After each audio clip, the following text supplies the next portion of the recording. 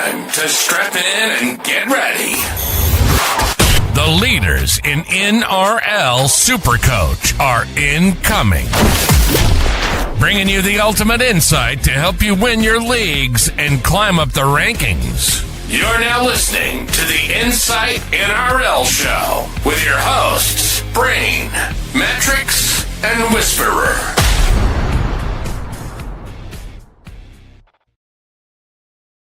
G'day guys, welcome back to the Insight NRL Show. It is Team List Tuesday night, and we've got a banger amount of questions to come through from the subscribers that we're going to be covering tonight. We've also got a full team list tonight for the second time in a row. Brano, Matrix, and Whisperer on deck to answer all your questions. And if you haven't become a Patreon subscriber yet and want your questions answered, you can become a member in the description below. The link is there to sign up. Matty, how are you, mate? How's things? How'd TLT treat you? I actually really wasn't sweating on TLT really at all. Look, Tino's out for me, and that stings a bit. I basically locked my trades in as soon as lockout happened, and I actually don't see it changing. I hope there's not too many questions about captains, because I was just having a chat in the WhatsApp chat with some of you fellas and ladies, watching, and like there is so many good captain options this week. It seems like every good team with well-owned players are running downhill this week. So trap week, obviously, that's what happened with Jaden Campbell last week. But yeah, it's going to be so hard to pick a captain is probably my problem this week.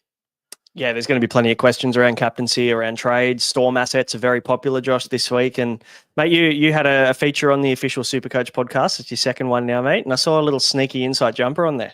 How'd you manage that? Yeah, I'm on the bubble, mate. I'm on the cash rise bubble. Just waiting for my 3-round average to roll in. Nice. Second appearance, which was really nice. It's nice to be on that. Nice to be recognised, to be able to be invited on there. But yeah, no, definitely had to rep the brand, as Pat McAfee would say, for the brand. So yeah, we definitely got the insight jumper in there. So hopefully that drives revenue up through the roof for us. Yeah, of course. And if it doesn't do that, at least you look good. That's all that matters on that show. Guys, we'll rip in. We've got plenty of questions, 24 questions to answer tonight. There's a lot of questions that are going to be kind of similar, but we'll do our best to give you a detailed answer anyway. Lachlan kicks things off, boys. Garrick to Hopewati. Frees up cash and then upgrades Seyfarth next week and get him back when he's bottomed out. So I guess the question is, do I trade Garrick out in the plan to get him back after what would be considered to be a couple of tough games? I think they play Penrith coming up, but Penrith are conceding points left, right and centre, so I don't know whether it's tough anymore. Thoughts on Hopewati, Josh, to kick things off? Yeah, no, I'm not. I've been pretty vocal about this on the old Twitter. I'm just not keen on trading Garrick. It reeks of a round 21 tweet from these accounts being like, "Oh fuck, I'm out of trades. Don't know where it went wrong." Like, especially if you're gonna buy him back, like it's just like, why? I mean, no turbo, and you put the stats up about that he's like 10 points worse. I don't care. Like, I think we said on Sunday's podcast, he comes up against Marine Hiroti twice, Jenkins, Val Holmes, which isn't great, but then like it's pretty good, and then turbo comes back, so it's like. You get a pretty dreamy 6 weeks for Turbo to be out when it comes to buying a SuperCoach asset. But yeah, it's just like, for me, I'm not really overly keen on trading Garrick. Yeah, for the record, I'm the same. Are you with this, Matty? Well, no, yes, I'm not keen, but I also think that you can find other ways to get Hopewati, and I'm not opposed to running Hopewati and Garrick. Like, to answer the first question, it's like, Garrick to Hopewati. I think Hopewati's a great get this week. So yeah, by all means, 18 break even. Coming off an 89 and a 78. Look, the Sharks aren't fantastic, but he just got 78 against Melbourne. Just use somebody else to get him. Like, Garrick's great, and if you trade out Garrick, trade him out like with no intent to get him back. Like, it's so painful to be burning these trades. Like, are those two trades going to be worth the 100K that you're probably losing in Garrick? That's where you need to take a good hard look at yourself. And the tough thing with Hopewati as well is obviously they come up against the Sharks this week at Optus Stadium, so they've got some travel ahead of them over to Perth. They do have a decent matchup at home against the Dragons, but then they come up against Penrith into the bye. So it's just a little bit of an awkward trek there. I don't know. I think, yes, hold Garrick.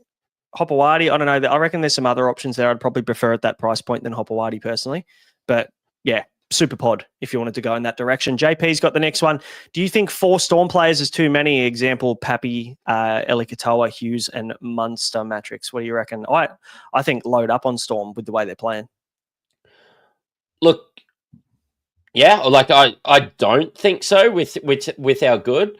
It's actually interesting. I'm sort of having some similar internal discussions with my with the left and right shoulder, but it's actually not the same guys that you have on there, because there's like Harry Grant and blokes like that as well. So yeah, look, I think as long as they're good and you believe in them, it's more like how many Origin assets are a bit of a question mark as well.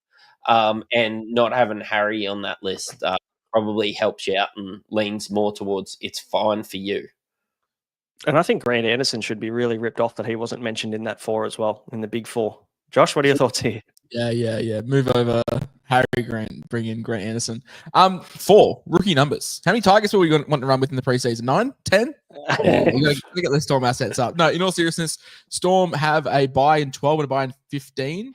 So they play all 3 mini buys and they're done in round 15 for the rest of the season. So, you guys like Pappy, you guys like Hughes, you guys like Katoa, they're the ones to look at. Munster is hit or miss. I'm happy to go Brown over Munster this week, purely down for Origin. But Melbourne have a great buy coverage, and Eli Katoa is a guy.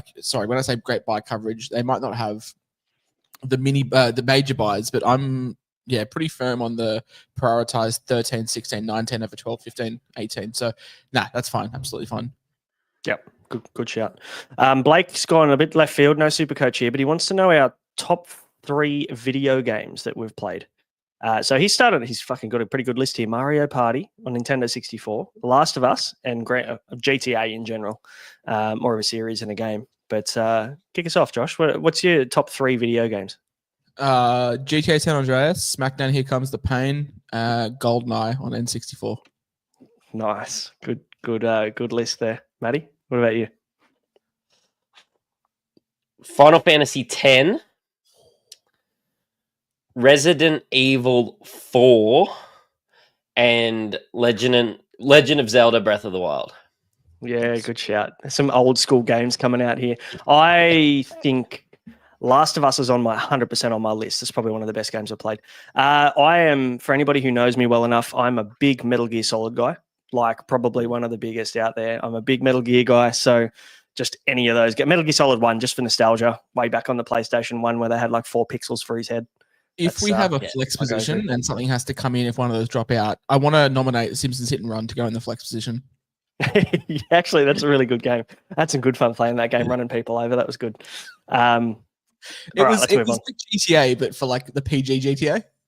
Yeah, it pretty much was. It pretty much, and they called the game fucking Hit and Run, for Christ's sake. Of course, it's going to be Theft Auto. Please, we forgot Tony Hawk Pro Skater. Yeah, which one? Pro Skater 2, I reckon, was the best one. 2. Like, you could put any in there. Yeah, fuck, we could actually have a whole podcast on talking Inside about games. Game Review podcast coming soon. It could be. That could be huge. Jono wants to get back to SuperCoach. Seyfarth or Clark? I'm assuming Dylan Egan, not Wade Egan. Can do either of them. What are your thoughts on whether we punt Seyfarth or Clark? This is submitting questions for tomorrow. You got to put some first letter initials at the front because Wigan is actually an option too. That's the problem. Like he's generally an option. I'd say it's going to be Dylan Egan. So are we punting Seyfarth or are we punting Aaron Clark at this point? Seyfarth.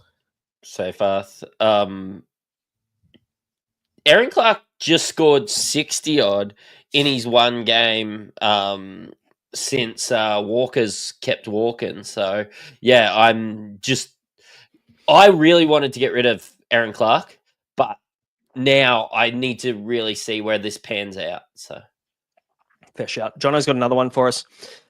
Is it worth going Starling to Hughes via Jewel? Obviously, Sandon Smith's Jewel. He's got 195k left in the bank afterwards. Starling looks to have peaked, and there's no other great hooker options, and he already has Harry Grant. Yeah, send it.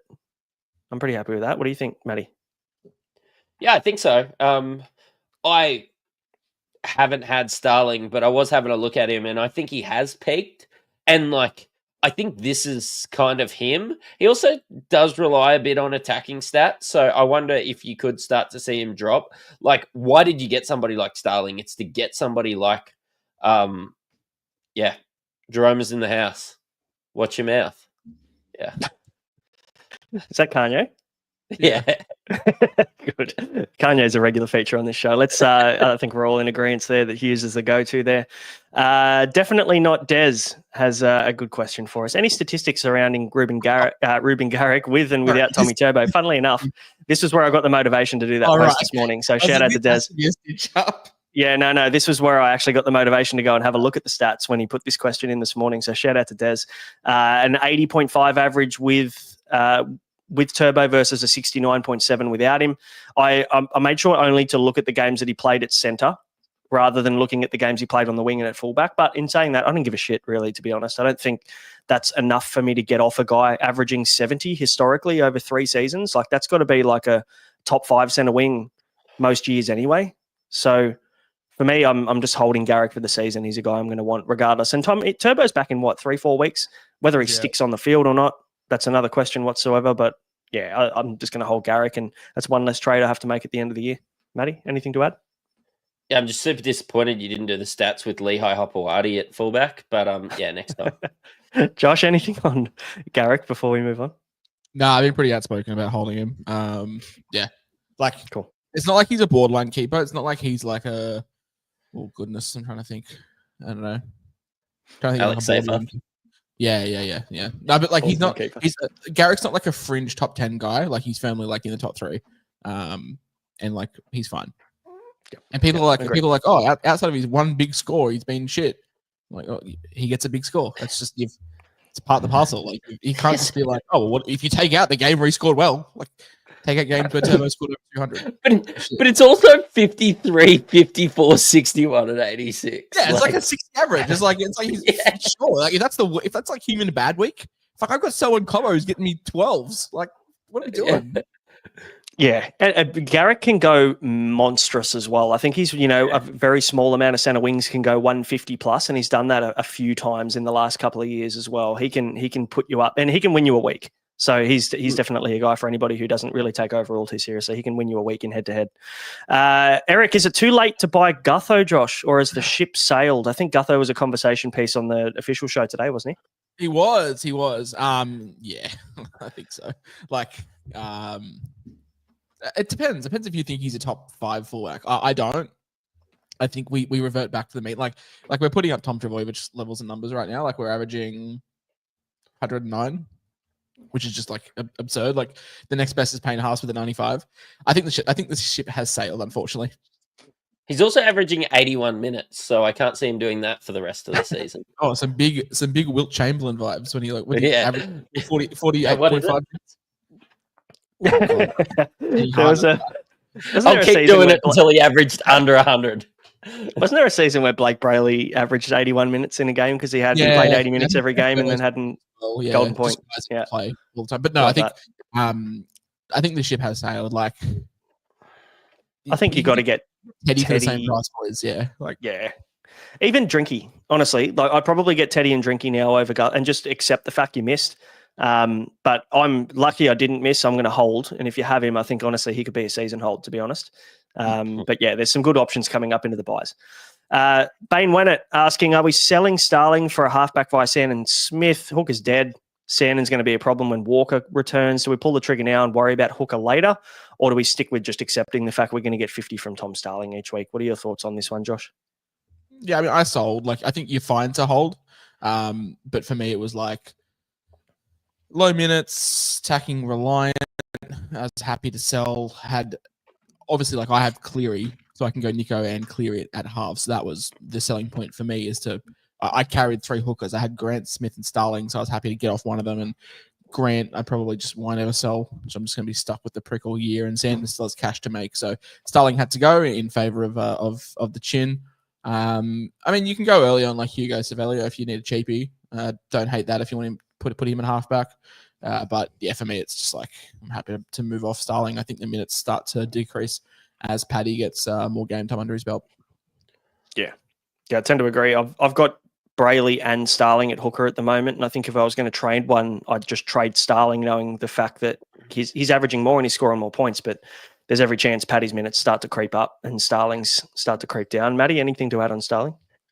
I've got so many problems when it comes to Supercoach, and Tom Starling ain't one of them. So I'm just going to let this one go through to the keeper and not worry about it. So you guys have answered comprehensively. Cool. All right, Matthew has a question for us. Tarpany or AFB? Battle of the front rowers here. Who are you? And he's actually got another couple. Let's start with Tarpany versus AFB. I'm in the AFB camp personally. I think the attacking upside's higher. He's just going to have a lower score in there every now and again. I'd rather chase the ceiling personally. What are your thoughts, Josh? Yeah, I'm also the same. Probably AFB. Just with that ceiling, I think they're guys we both want to. I think we want to own both of them. Who are we locked into? We're locked into Haas and May. I mean, Horsburgh, Tino, Naff, Tino can be 2RF. They can all come down. So I can't believe we're talking about having 7 front row forwards. Crazy times we live in. But yeah, I think you want all 4 eventually. I reckon 3.5 mil at front row forward, Matrix. What do you reckon? Yeah, I've always been big on just trading a lot at front row forward. It's actually something that I've lived by for a few years. Trading lots of front row forward and Dylan Lucas into RF. They're the mottos. Yeah, exactly. That's all on the bumper sticker of my car at the moment. So if you see that, toot the horn. No, I chase upside, and like Taps is wonderful if you don't want to ever have to trade. But Adam Fennell-Blake seems to kind of be bottoming out if he hits that sort of mid 600s, just in time for Origin. I mean, I can maybe see a world where you do maybe trade a Payne Haas out for a small period to chase your AFBs and Taps and blokes like that. Because if May gets selected for Origin, I'm sorry, guys, we're kind of fucked. Like a lot of us are carrying your Tinos, your Haas, your Mays. Yeah, we're going to need a few brews and just see what happens. Yeah, that's why I think they're pretty imperative to have. You 2 Kiwi boys, just because I'm pretty confident both May and Haas will play, and Tino will play as well. And yeah. The next one from Matthew was who are your top 3 fullbacks for the next 10 weeks? For me, it's Teddy, Drinky, Gutho. I think if you don't have Gutho, I wouldn't be buying him though. It's probably surely KP with the golden draw. Yeah, I mean, yeah, I suppose I've got KP, so I just don't even think about it. I naturally assume everyone has KP. But if I was looking to buy someone and I had 2 spots open, I've already got KP. I'd probably go for Teddy and Drinky through that period. Matty, what are your thoughts? Any you disagree on?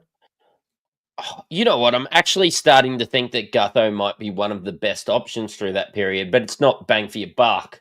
Drinky and Walsh do look like bang for your buck, and I wouldn't be surprised if they were top 3 guys that you're getting at, I'm going to call them budget prices, really. Like Scott Drinkwater hasn't hit the 600s very much in the last couple of years, and Reece Walsh is touching the 500s.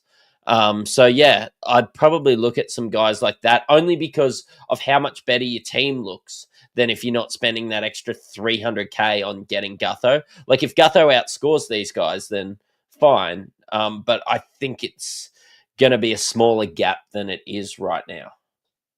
Yeah, I'd say so. There's so many fucking good options though. We haven't even said Latrell Mitchell at all, naturally assuming that he's probably going to play Origin. I don't know how to play that, but fuck, you can't ignore Trell either if he's not playing Origin, Josh, can you? No. And yeah, Tom told me today off camera that 2 more names at 5'8" will get dual. So I mean, if he gets dual, it becomes an absolute must-have with how barren 5'8" is, and it just becomes very boring because we're all going to own him, but it is what it is. So for me, my top 3 would be Teddy, KP, and probably Gutho. But Drinky's very, very close to the podium. Yeah. Thanks for writing the notes, Braino. I'm just having a look at your notes, and I've noticed you must have changed it during the pod. It was Jaden Campbell, Fletcher Sharp, and Isaiah. Connor Tracy. So, it's Connor Tracy, mate. Get him in there. Yeah. Cool. Sorry. Yeah, I'm not very good at reading. For everyone who follows along, we don't write notes for this podcast. We literally just answer the questions off the top of our heads. Maddie and I don't see the questions until they come up on the screen. I've got no idea what's to come. Yeah, legit. They're all there. I write them into the system, and then these boys see them off the cuff. So You're getting the raw reaction. That's what you're getting. And the last one was, who is the best hooker option? Is it still Grant? It probably is, just with the ceiling. You're probably burnt though, obviously, as owners, you two, because The problem. And I said this on the official podcast. I just don't give a fuck about hooker. Like, there's no one knocking down the door. And I did say, like, maybe Max Plath if he continues to play 13, and that probably answers this question. Max Plath, truth is, like, Plath is probably like he's not even the best. Hooker shit. Remove it. Go back to 2013 when we just had fucking front row forwards. Yes, absolutely. Any hookers take your fancy aside from the ones on the Gold Coast Matrix? No, big fan of those too. But yeah, again, it's like if Blake Brayley was averaging 60, then we would be talking about him. If Connor Watson wasn't in and out and his role changing and Zach Docker-Clay doing all right, then we could. But like, can we really complain with a 53? Like, we lost some money, but I mean, Tom Starling scoring that. So let me read you the top 10 hookers and tell me what movement this gives you. And this is by average. Wade Egan, Max Plath. All right, I've got some love for Plath. Tom Starling, Sam Verrills, the fourth hooker. Connor Watson, he's fine. McInnes is also fine. And then you got Peter Mamazelis, Jerry Marshall King, Sandon Smith, and Harry Grant. There's some names. For those of you playing at home, the Gold Coast hookers we were talking about was Sam Verrills, right? Yeah, that's right. Reece Robson. Why is no one putting him on fraud watch? Averaging 39. Because how good he was to start the year though last year. Fuck, he broke you apart at the start. I think he was like averaging like 76 or something through the first 6 or 7 rounds last year. What's his break? Isn't it funny? So I'm serious here. He's actually, never mind. He's gonna play Origin. I'm like, can we just buy Reece Robson for 430k? But no. What's Reid Marnie doing? He's 11th. He's 11th at 520k with the most fraudulent 52 average I've ever seen. But I don't think it's like 18, 100, 12. COV of 92%. Yeah, 20 and 100, and that's it. This is basically hooker this year. Sometimes it may be good, sometimes it may be shit. So, Corey Pates is averaging more than Blake Waywee. Yeah, it's a shambles. But I'm really upset with Blake Waywee. But anyway, it is what it is. There's no point trading him now. All right, let's move on to Joe's question. I got 680k in the bank. Joe's put that into a fucking term deposit account. After going Goz to Egan, should I go Vimauga? He wants more cash. Vimauga to Kant for a few week cash grab and wait for Katoa, or just go Vimauga straight to Katoa? And I think I'd be doing that. Go on. Fuck. Yeah. There's a lot to unpack here. The point of getting these cash cows is to land on someone like Eli Katoa. If you can cut the middleman out and cut the trades out, I'm not even that convinced that Thomas Cant is that good. Like, he's going to be unreal. Like, it's going to be a couple weeks and you're going to want to trade out again. Like, you're making money along the way, but at some point you have to change the cash, and whether that's round 6 or not, only you can answer that. But Eli Katoa, just get him in, leave him, set and forget all year. You've done your job in second row forward. Make your cash elsewhere. And I think maybe off the back of this is a good segue question from James. Is it crazy to get Kant and Egan short term on Kant, hopefully make 100, 150k? Is that too greedy or too risky? Can you get both this week, Josh? I think that's the only way to get Kant. If you just get both. Yeah, I'm not prioritizing Kant over Egan, only because I strongly do believe that Egan will start by round 27. I think at the end of the season, he is the starting edge, and he has done it off the bench. And Kant has done it starting, but if we're only getting 2 or 3 price rises out of him, like, it's 2 trades for 200k, and sure. But if we do that 5 or 6 times, there's 10 trades gone. People are doing it. Sorry, people did it like 2 weeks ago with Shibasaki. People, did it for Gutho, for example. Obviously, Gutho is probably a bit different now because he's looking like a season keeper. But if you've got 5 or 6 of these guys, they're like, oh, they'll make me 200k. There's 25% of your trades for the year gone, chasing, $1 million in reserve.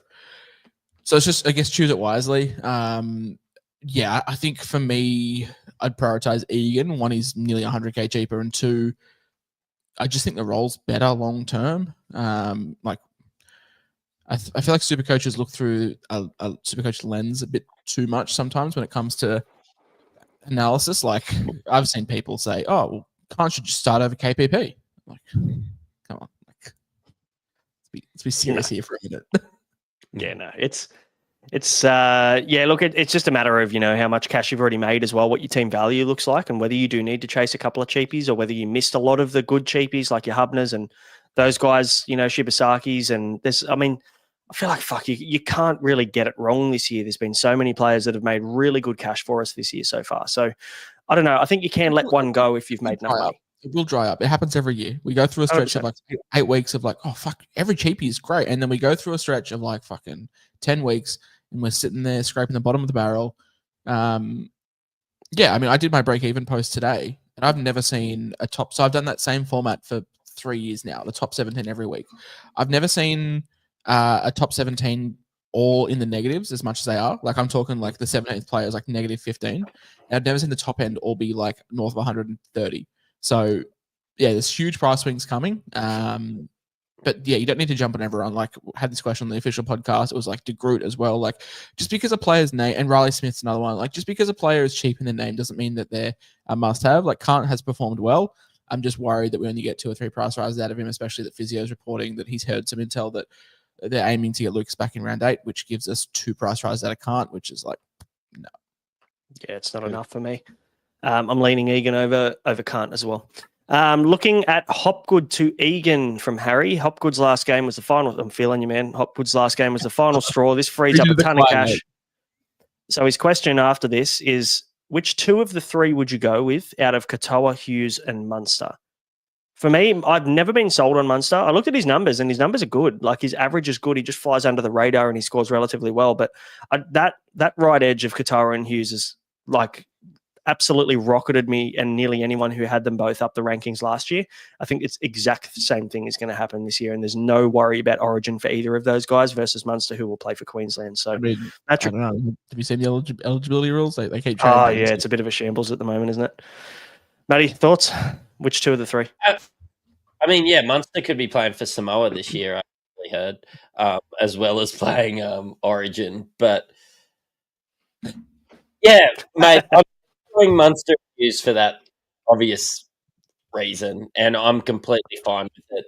Katoa, I've been a bit disappointed at second rowers, so he's someone you could look at as well. But, yeah, I think it's probably time to move on from Hopgood. He's just Hop mid now. So, I'm using Munster. I kind of have to do that. But I think if I had my time over this week, I would be going probably Katoa and Hughes. Yeah, I think so. Storm are the hot property this week. Fucking hell, tomorrow is going to be a very Storm-heavy episode as well, that's for sure. Chase is asking, need a third fullback. I've got Ponga and Walsh. Who do I buy? Money's not a problem. When someone says money's not a problem, it makes me think of like, I don't know, like Breaking Bad or, drug shows, Scarface. Yeah. So money's not a problem. The correct answer is Tedesco, is it not? Ponga, yeah, probably from here. Yeah, I think so. Are we confident, 100% confident that Teddy doesn't play Origin? Yes. I'm 99% confident. Obviously, if Dylan Edwards gets injured again, Teddy's the man. But here's a weird caveat. If you did want a pod, you could just go Dylan Edwards. Nobody else is getting him, and he always scored as well. Like, but I'm probably buying Teddy. You're right. I think so. So there's that one. All right, Braden's the next one. Currently going Gilbert to Egan. Can you rank the priority trade-ins out of Eli Katoa? Dillbags has been thrown in the mix. Hughes and Munster. So my 1 to 4 would be Katoa 1, Hughes 2, Dylan Brown 3 because he won't play Origin, Munster 4. Exactly the same. If you want to put Hughes over Eli Katoa, I'm not going to lose sleep over that either. But I do think Brown's 3, Munster's 4. Matty? Yep. I'd probably Munster go 1? Hughes over. Yeah, I'd probably go Hughes over Eli Katoa. Yeah. So but we're all in agreement that it's Dillbags 3, Munster 4. Yep. Yeah, I'm happy with Eli Katoa at 1. I'm happy with Hughes at 1. Either or is fine. Depends. If you've got Cleary and Hines, you probably can have Katoa at 1. If you've just got Cleary, then you can probably have Hines, Hughes at 1. So it's just make up. Yeah, for sure. Edge, tag team partner of Christian. He wants to know Metcalf to Munster or Dylan Brown. Already have Jaden Campbell. Any arguments for holding Metcalf? No, I don't have an argument for holding Metcalf. Yeah, just had a kid this week. I did just tweet that. So I just tweet. What happened last time SuperCoach relevant player welcomed their first daughter into the world? Yeah, well, I mean, everyone's selling that guy this week. So I just need a fan of tweet saying he's out. I'm captaining him. How's the timing? Munster or Brown? Probably Brown. I've been super happy with Munster, guys. Like, I don't have a problem with Munster. I'm just ranking these guys knowing that we're probably going to get more games and more points, total points out of Brown as we are Munster in the coming 3 months. Especially sure. Let's look at team makeup as well. Like I think guys like Lomax back up. Like I'm okay buying Zach Lomax. I think he backs up. But you got a guy like Tyrant Wishart and Munster's got, no groin. So it's like I'm sure that Bellamy's happy to give him a couple of weeks off with you when you got Wishart there as well. So I'm sort of looking at that. Whereas, I think Lomax is a guy and I'm only saying Lomax because I'm sure I get asked questions when I buy him in round 9 when he's 3 weeks away from Origin. But it's like I'm pretty confident that he backs up. He's a guy that would. Whereas Munster, I think with team makeup, it's like, we can give him a rest. Yeah, they got 4. They've got the big 4 over there at the Storm. 3 of them will play. 2 of them are Kiwis. So at the end of the day, I think Munster's Australian. Oh, sorry. Yeah. Sorry, the big 5. Sorry, I completely missed him there. Woods wants Did you see that was some of the best commentary on the weekend where they're like, I think it was Pappy to Munster across to and they're like, geez, there's a lot of salary cap in this try or something. I fucking love that. Yes, and they didn't even add Grant Anderson's salary cap into that either. Yeah, 200k. After 2026, I meant. Woods wants to know which players out of Seyfarth, White, Arthurs, and Dewey aren't trade outs because he's needing to sacrifice one of them to bring in an Egan or a Sewer Wong, who actually I'm really surprised we have not got one Sewer Wong question in this podcast so far. So, he'll come up tomorrow for sure. But Seyfarth, White, Arthurs, or Dewey, which one would you move on to sacrifice to get the cheapies in, Josh? Seyfarth or Dewey? Seyfarth or Dewey? What are break evens? Let's have a look. Seyfarth's break even is 45. Dewey's is 62. Dewey, higher break even, I guess. If he's not goal kicking, it's a bit weird with the groin. The only reason I'm holding Dewey is just up against the Knights. Decent little matchup there, especially if there is shifting around in the centers. Wasn't that like the game that was like 0-0 at halftime that you guys went to earlier on in the season? Was that Tigers? 8-2, thank you. And then he got some junk. So we love that. Also, shout out to Adam Dewey getting a fucking try. Says very late last week to hump his way to 39. Love that. No, Nath White is just 2021 Nico Hines. Just seems like an injury happens every second week for him to continue to get a really good role. And who was the other one? Arthurs. I mean, Arthurs is playing the Roosters. Hope that helps. Yeah, I'd feel so much better if we knew that Dom Young was actually going to play because, I'd back him in for a hat-trick. Apparently, I don't know if Matty wants to hear this, but apparently Pete Bedell reckons that A-Ray's very, very long odds to be playing this weekend. Oh, okay. Let's put on my SuperCoach hat and let's just put the C on Reece Welsh. Cool, thanks. I'll be there too. I would this week. I'm going. So I think I'm going to go to Dolphins Panthers. My cousins are season ticket holders, and they can't go on Thursday, and then back up and go to the Broncos. The Broncos on Friday night too. I'll bring the kids for one of them, but I'll have a little run on myself. So I saw the Oracle. Great NRL Twitter account that doesn't post dribble 24/7. Posted today that there's no Sydney games this weekend. Oh, cool. It's crazy. Oh, wow. I did not notice that. You got Brisbane, Wollongong, Brisbane, Perth, Darwin, Melbourne, Wollongong. No, sorry, Newcastle. Yeah, so no Sydney games. Jesus. Yeah, right. Oh, well. That's a shame. I might just have to do whatever You dinner every night. Yeah, no, I was going to say I'll just do whatever what I do every single other weekend and just watch it from the TV again. Woods also has a question on Hamish Stewart. How do we see this playing out? Is it okay to trade him out for a faster moving Cheapie and Egan or can't? If we're hesitant to move out on Seyfarth, I would just trade Seyfarth. I just don't think that the The need to trade a cheapie for another cheapie is there at this point. I think Hamish Stewart's going to be fine. I mean, he's held that role. Hamish Stewart's held his role over guys like Blake Laurie. He's playing over Raymond Fatala-Mariner at the moment. Like there's guys that he's holding a position over that are relatively okay football players, not Laurie, but I rate Fatala-Mariner. So he's holding these guys out. What's the job security like, Josh? Are you confident? Oh, I'm confident in the job security. I'm just not confident on the production. Like at an average of 35, he tops out at 340K, and it takes you until around 20 to get there. So I mean, like you can sell him now; it's fine if you got the money. Like I was looking at trading him out this week, but I just couldn't make it work. So happy to hold, but yeah, I mean, it's not like the first guy I'm looking at. He's scoring forward too. Yeah, I mean, and he's also scoring enough to not be an issue. Yeah, like his worst score was 26, and that's when he fucking busted his face last week or the week before last. Apart from that, he's gone 42, 46, 35. Like if that comes in. If I've looped like a 110 and I cop a 35, that's fine. It's not like I'm copying a 12 or a 15 from like a Ty Munro type. My front row forwards have classically like been on 6 every time I've looped. So Hamish Stewart, 35s. It's music to my ears, really. Like honestly, you're worried about holding Seyfarth. Seyfarth's probably more likely to be an AE nightmare than Hamish Stewart at the moment. So, and when's the last time? Hamish Stewart is ruining the vibe. Like I've got Payne-Haas, May, Tino, Horsburgh, Naff, but like one of them is stuck. Like the 2 of them are stuck down. Like I can't get them up because Hamish Stewart's just there ruining the vibe. So that's fair. Yeah, I can. Yeah, fair enough. All right, Lauren's next question is there any cheapies worth purchasing now? And I guess it comes down to which ones more than are there any? Jalen Root, Riley Smith, none of them. Other ones. Clayton Falalo. Falalo, yeah, from Manly. Yep. A couple of people are buying Dylan Egan. Have we chatted about him? Oh yeah, look have we chatted about Dylan? No, look, in all seriousness, Lauren.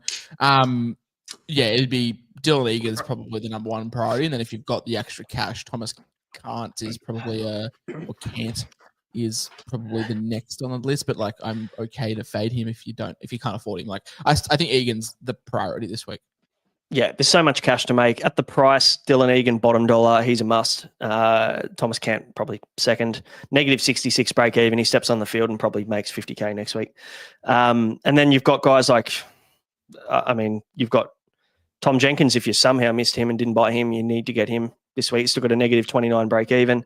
Katoga, he's got a negative 22 break even at 320K. So yeah, there's a lot of options. If you missed Hubner, you don't have Hubner, he's a buy. So plenty of money to go around this week, Lauren. So yeah, take your pick. Nathan Cleary could make you 50K when he scores 160 this weekend against the Finns.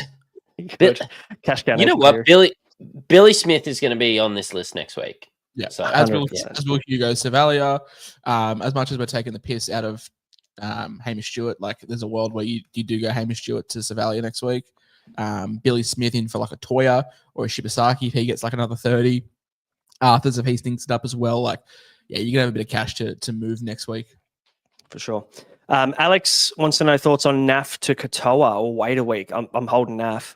He's especially with Lindsay Collins out for 6 weeks. Like his role just keeps coming up Millhouse. So I think Naff White could honestly be a hold all the way through the bye period, knowing that the Roosters play all 3 majors, and then you do what you need to do after that. But yeah, Katoa, if you can find another way to get to Katoa, it's not Naff for me. If that's your worst option, I'd love to see what your 2RF looks like because that's fire.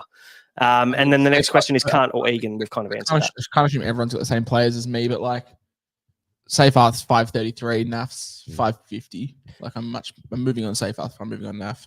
For sure. And I think we answered this one before. Dylan Egan over Thomas Kant for now. I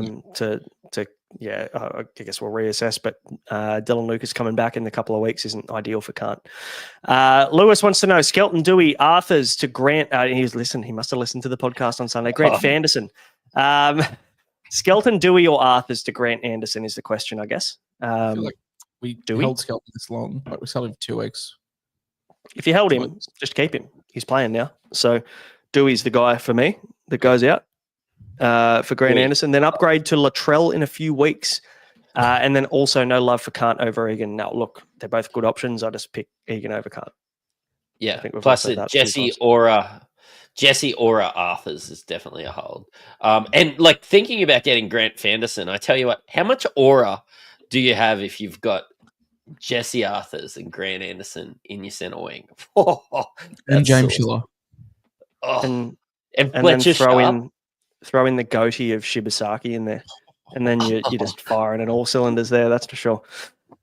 Jez has got the next one. Munster and Cleary in for Starling and Metcalf, leaves 20k in the bank. Pull the trigger. Absolutely. Yes. They're locks of trades. Also trade Garrick.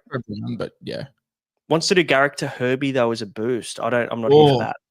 Nah, look, I'm always against selling Garrick, but Gun for gun, but I've got Herbie and I'm not upset. But if it was for if it's the anyone, captain of Vibes, Vibes 13, then of course. Now, look, I like Munster and Cleary in. I prefer Brown, but I'm not. Yeah, it's whatever. But no, I probably wouldn't bring in Herbie for old Ruben. Just depends. and it's not boost worthy. It also depends on what you're going for. Like if you're trying to improve the looks of your team, trading out one good-looking bloke for another good-looking bloke, it's a bit of sideways, really, when you look at it like that. Sideways in Supercoach, sideways in Hottest 100. Corey A's got the next one. Thoughts regarding matchups this week and weather? We're supposed to get rain down the East Coast. Games in WA and Darwin. The Raiders boys going up to face the extreme heat of the Northern Territory. And look, it's a relevant conversation to have. Is it raining your way, Matrix? I need to know this for Nathan Cleary purposes. It was actually raining about 20 minutes ago. Brisbane weather. There's a little bit of rain. It's not terrible, but there's enough. Just enough to make it slippery. Matty, what are your thoughts? I mean, is this something you consider now with, VCC probably more relevant and start sit than who's in your team or who you bring in? I mean, yeah, like when it's torrential rain, but not as much rain. Like it's honestly as we're going to get this weekend. And I'm not really maybe playing the Cowboys. Sometimes you can take into account how hot it's going to be, but I don't think Corey Horsburgh is going to get through less work this week because it's hot in Darwin. Tell you what though, 3 p.m. in Perth, which is what, 12 o'clock their time? Yep. Yeah. Saturday Arvo, Nico. Oh, that gets me going. Against Manly? Oh. It'll be wet. It won't be wet hair from rain. It'll be wet hair from just being sweaty. Like, I don't know whether it's the same wet hair, Nico. Like, how do you differentiate that? Yeah, true. Sweat hair, Nico. It's gonna keep me is that a different? Yeah, we're gonna have to look into that. We're gonna have to look into. Speaking of sweat hair, there's going to be a couple of sweaty boys in the Parramatta game at TIO Stadium up in fucking Darwin at 7:35 Darwin night. Jesus. I think which players do I have from the Eels? I've only got Iongi from the Eels, so I'm getting rid of Hop Fraud this week. So are you playing Iongi this week? Yeah, I am. Yeah, cool. I'd play Tamala this week as well. Over Jenkins? Well, no. I'm looking at like benching Dewey and playing Tamale. Oh yeah, I'd have to bench Jenkins or Arthurs to play. And actually, I could reserve. I'm looking at benching Asako. I don't know if that's crazy. They play Penrith, don't they? Well, actually, you know what? They've fucking been they've been letting in some points. Who would have thought we're talking about Penrith as a good matchup for Supercoach? Dolphins suck. Yeah, they do, but they actually no, they do. You're right. I can't talk about that. It depends. As we said on Sunday, it depends if I'm going to a establishment with beer on tap or not. That is true. Maybe you just have to go out. Maybe just hold him all year and just commit to going out every single time the Dolphins play. Josh, you turn into an again? alcoholic. I got to. It's for the. I have to. It's for Supercoach. I got tickets, Josh. So Suncorp Stadium has beer on tap. Bad day. Worth a flight. It's like, look. I hate to go and delete all the beers, but someone's got to win 50K, and it may as well be me. And then you can go and, I suppose, replace the money that you spent deleting all the beers on the 50K prize money. So you'll have some left over, maybe a little bit. So you'll get about 12 pints of Malta. Oh yeah. In Northern Sydney, I'll probably get maybe one round of happy hour. You would. Harry's got the next one. Looking to bring in Storm players. Is it worth boosting for one of them this week? Bringing in Carlton Egan this week and then getting 2 guns next week without boosting to free up cash. So I guess the question here is it worth boosting this week or holding and just getting the 2 cheapies and then getting the guns next week? So I think double- if double time next week, I assume. how much is a boost worth to you? Because I'm about to rip my 4th in a row this week.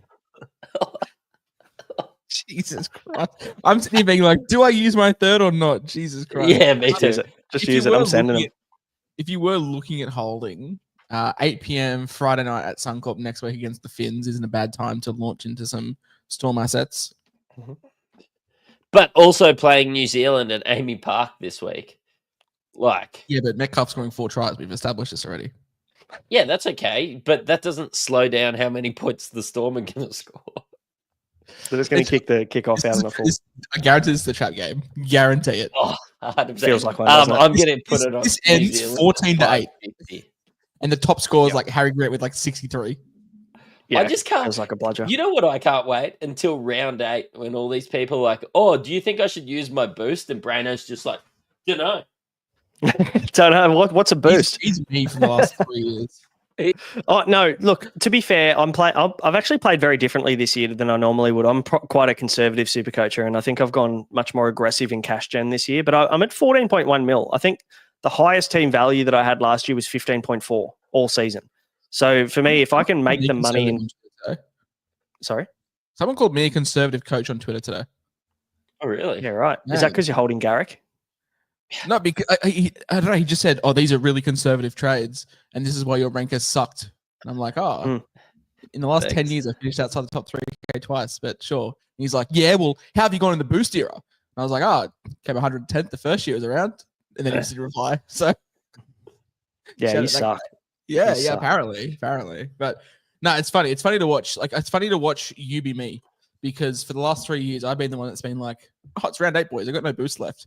And now I'm like, "Oh, do I want to use my 3rd or not?" I just think that.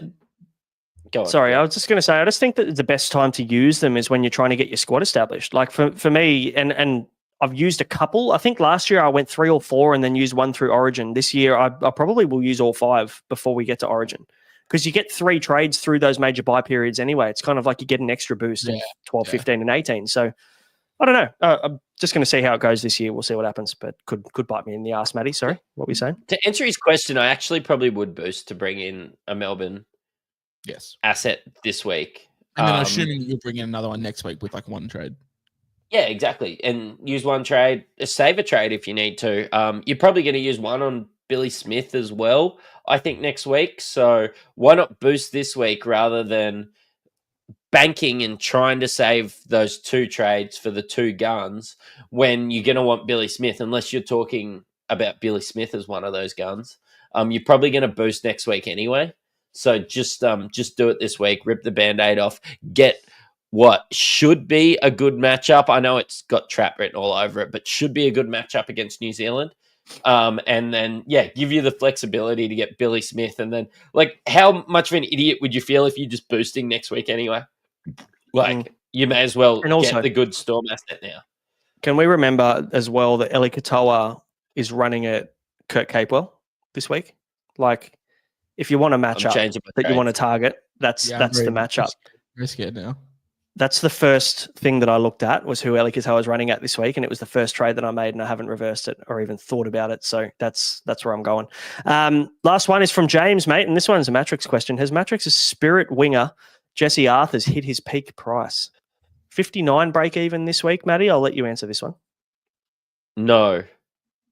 Hope this helps. Oh, thank God. I was worried you were just going to say no and not follow Yeah, that. it was very, This is suspense. no, like I don't think he's peaked, but I don't think the ceiling is much greater. Like I don't think we're getting past 550. In saying that, just because he's peaked in price doesn't mean he's a sell this week. Like let's not forget that the Broncos put 50 on the Roosters. Yeah, and look, I don't expect them to do it again. But in saying that, I think No, they just dropped Chad Townsend, so I expect the Roosters to put 50 on the Broncos. Hugo Savala. He's going to be the savior Chatty of the Roosters. Yeah, Chatty Daddy. He's Right, we're going to go. What is it? Round 6. We're going to have Savalia and Sandon Smith. Round 6 next year, it's going to be Sam Walker and DCA. You know, it just swings and roundabouts at wild times. Jesus Christ. A couple of questions in the live chat, boys. Connor Fitzgerald, what are we doing with Marju? I'm trying to. I mean, look, Yeah, I was going to say, I don't think I'd buy this week, but I reckon he could be a buy next week, maybe. What's his break even? 80? 85? 88. Look, I have no problem with Marju. And I think with the Knights looking so bad, we need to also remember that Bulldogs are an elite defensive outfit. Like, they are probably one of the better defensive teams in the comp. So I wouldn't look too much into how disjointed their attack looked. In saying that, they lose Jack Cogger. He still scored like 50, didn't he? No, it was like 44. It's 44. Or something like that. I mean, that's hard. They got 0 points. Fuck. Yeah, that's not bad. And that's what you're going to get as a floor with Marju. I think everyone's just expecting 80s like 2 years ago. And also, he did have this massive BP to start the year. He had 2 games of like fucking 80 and 100 or something with like 79 BP, which you can't keep. He's never going to keep that up. But no, I mean, he also played us. He missed like 50 tackles that game, which definitely helped him. Yeah, that's true. That's true. Look, I have no problem with Marju, Connor. I think he's definitely a hold. No, like I'm looking to buy next week. Like I'm tempted to do like Toya to Billy Smith and like Shibasaki to Marju. Like genuinely. Yep, I reckon that's not a bad shout. Last one here from Ryan. What's the turning point from cash gen to points? Is there any right time, Matty? For me, I think it's probably around that round 10 mark. I'm leading into Origin. I'm probably looking at how much money I've already made. I prioritize that over the first 10 weeks. And then from there, through the Origin period, ideally, I want to be making trades that are going to just make my team better and target the right, the schedule through that period of time. So I've made enough money. But Matty, what are your thoughts on this? When is the time for you to go from cash gen to points? Yeah, it's probably Origin. It just becomes a bit hard to get on the right cash cows as well through that period, because like, are they there because people are playing Origin? Are they there because of injury? And things just start to get a bit more muddied with a lot more moving pieces through that period. And also the cash cows have less time to go up, and there's a lot more buys. And like, do you really want to be buying 350k Thomas Kant that might hit 440k, but it's going to take a few weeks because they've got 2 buys through that period and everything like that? Like, yeah, it's going hard early, and I suppose that's what you said with your boosts and everything. Yeah, get it out of the way early so that you can start stacking your teams and come home with a wet sail. So, yeah, Josh, anything to add? Yeah, you'll see us get very aggressive in like 13, 14. I'm talking like 2 out. 3 out for like even 1 in, like 3 mid prices for 2 nuffs and a gun as early as like 14, 15. But I mean, it just depends. Like, my cash gen might be different to yours. I started with Shibasaki, I started with Tamale, I started with Toya, I started with a couple other good cheapies. Like, mine might be different to yours. Yours might be better than mine. There's certain people that I didn't start with. So yeah, there's no set goal. It's just like, when you're happy with the money you've got there, and you probably want like the end goal being like 20 guns, or maybe 16, 17 guns and like 3 middies and the rest nuffs, depending on how early you get there. Some people might get there in round 18, round 19. Some people might not get there until round 22, 23. So yeah, it's no set answer, but I still think people should be prioritizing cheapies if they're there. Like if Dylan Egan popped up in like round 16, I'm probably just not bothering. But it's round 6, I'm still. For sure. And even through the Origin period, I think if one obvious one pops up that can make you 200-300k, like, it's worth a trade. You need to consider it as 2 trades though, because you're going to want to get them out to a gun. Anything to add? What's the point otherwise? Team value. Correct. So like last year, my team value peaked at like 15.2. Now we have an extra player, so I understand it's going to be a bit more. But like, yeah, I don't know, anywhere around like 15.5, 15.6.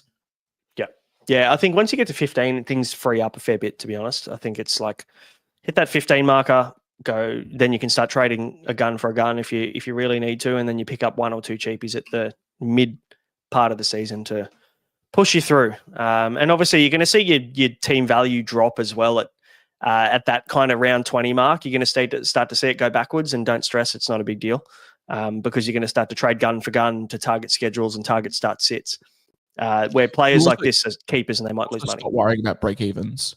Yeah, like, that's right. If Cleary's break even's 180 in round 18, I don't care.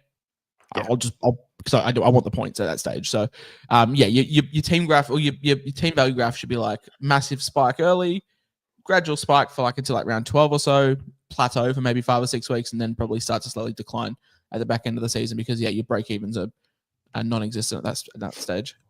Yeah, spot on. Guys, that'll do us. That's every question done. Thanks for watching. Hopefully you got something out of it. And for those of you watching on delay and you aren't a subscriber, you can become a subscriber, get your questions answered every single week in the description below, as well as all of the links to our sponsors. We thank them for their support as well of the show. Guys, good luck. We'll be back actually tomorrow. I nearly said good luck for the week. It's definitely not the end of the week yet. It's Tuesday. Fuck, it's been a long week though. Let me tell you that much. We'll be back Wednesday tomorrow night at 8:30 p.m. to preview round 6. We will see you then. Have a good one.